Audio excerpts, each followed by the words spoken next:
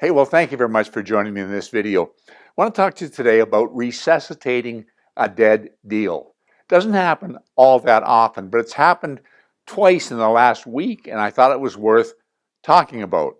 You've got an offer in place that's conditional. Let's say it's conditional on financing and building inspection.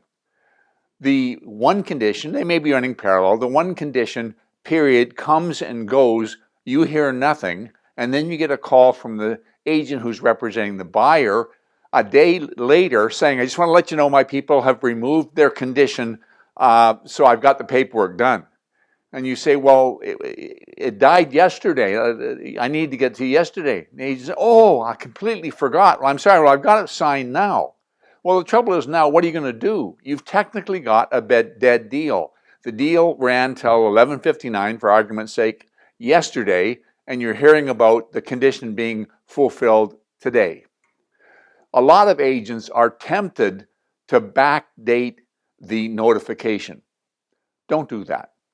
One of the reasons it's illegal. But the second reason is anytime you bend the rules, you give either party an argument for getting out of the deal if they change their mind. You never want to do that. I want you to imagine that you have this agreement in place, conditional, for example, on building inspection. You get them to, they backdate the agreement, and then somebody else comes along and offers the seller $50,000 more for their house. What does the seller want to do?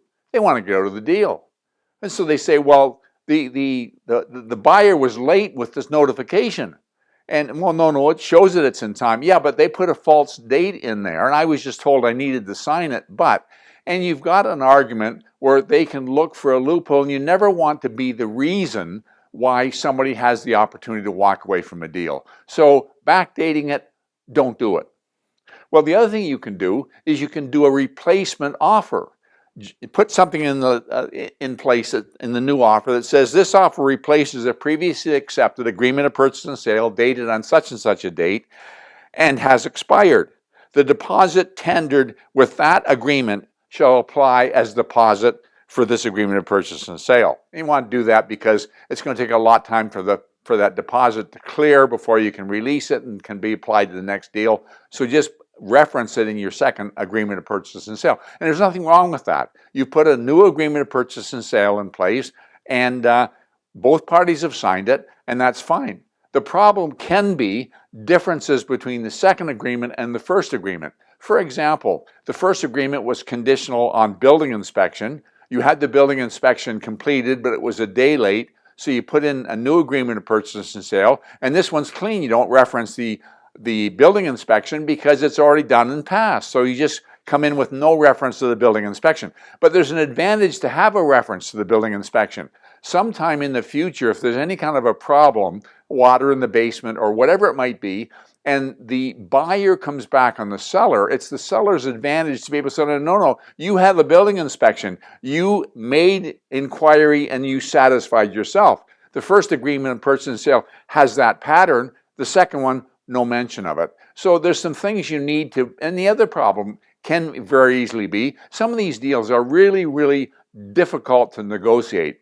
You work with the buyer and you work with the seller, you negotiate price, you negotiate terms, and in a way, when you're going to go to a new agreement of purchase and sale, you might have to start that process all over again, and either one of the parties can say, well, maybe I'll wait for another offer, or maybe I will change my mind, or maybe this. So it's not always in your best interest to go through the whole thing all over again. Is there an alternative? And yes, there is. You can apply CPR to the dead agreement of purchase and sale. What do I mean by that? Well, I should say that, first of all, the lawyers don't like this, but it's legal. It can stand up in court, and you can revive the deal. What you would do is you would do an amendment.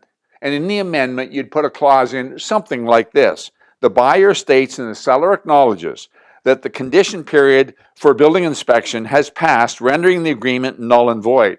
However, the buyer and seller hereby agree to extend the condition period until so-and-so p.m. on such and such a date of June to keep the agreement in full force and effect. And then within that time frame, you do the notification of fulfillment of agreement. And if it ever was challenged, ever went to court, the judge is going to say, Mr. Seller, were you aware, because the seller can say it was a dead deal, were you aware that this extension acknowledged that it was dead, but agreed to bring it back to life? And did you sign that? Yes. Mr. Buyer, did you sign that? Yes. Then what are you arguing for?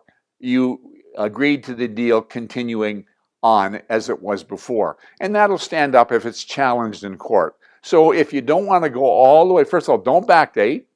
And if you don't want to go through the whole hassle of referencing that the previous deal was dead and we're bringing in a new agreement of purchase and sale that replaces the former agreement of purchase and sale and the deposit applies, you can resuscitate the deal with a clause as long as both parties acknowledge and both parties agree.